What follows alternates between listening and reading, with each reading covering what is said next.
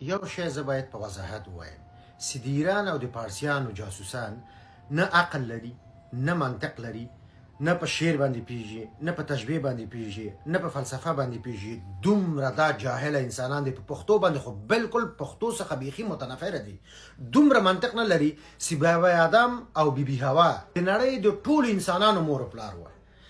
د پښتنو، د پارسیوانانو، د امریکایانو، د روسانو، د چینایانو، د تور پوستو، د زیړ پوستو، د سور پوستو، کم انسان چې ګوري د هغه پلار و.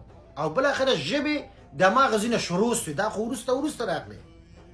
دغه کم شعر چې ویل سوی دا یو تشبیهي شعر ویل سوی، دې کې کفر نسته ده، دا یو فلسفي شعر دی.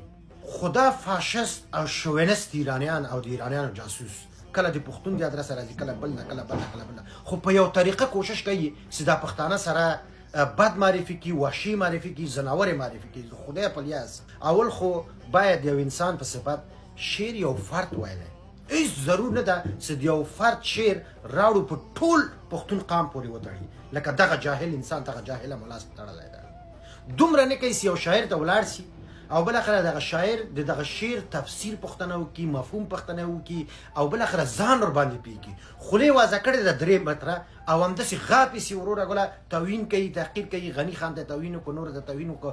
او دومره دا بیا بېوسه خلک دي. اول دغه د مولانا شعرونه وګوره، باور په خدای وکړه ټولو کې شرک ده. د حافظ شیرازي شعرونه وګوره ټولو کې شرک ده. خو هغه پارسیوانان د هغوی ته څه نه وایي، خو یو پښتون سره راولاړېږي یو تشبیهي شعر وایي چې هغه که هېڅ یعنې دقیق کسې نه شرک پکې شته، نه ګناه پکې شته، نه بل پکې شته، نه بل پکې شته. دا خلکو ته زور ورکوي، رشحن وایي، ملنډې وایي، بهتانونه وایي، د کفر ټاپې وایي. شپه ورځ دغه سړی په دغه ټیک ټاک کې ناست دی، ګیفټونه راټولوي. کله وایي چې شیعهګان وسېځئ، کله وایي چې پښتانه جاهله دي، کله بیا اخره کې څه وایي، وایي زم پښتون یم. خدای دې تاوان دې پښتون وشرموي، خدای دې تاوان دې. هغه په خېټه کې مې مرداره یم سته، نو هغه هم زما دي، خو ولې کموډ کې غورځوم؟ ځکه بوی کوي.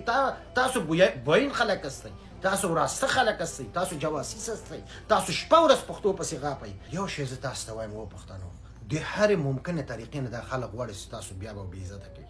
خپل ځان ته متوجه اوسئ، خپل ځان نه دفاع وکړئ. نور زه سوال نه لرم.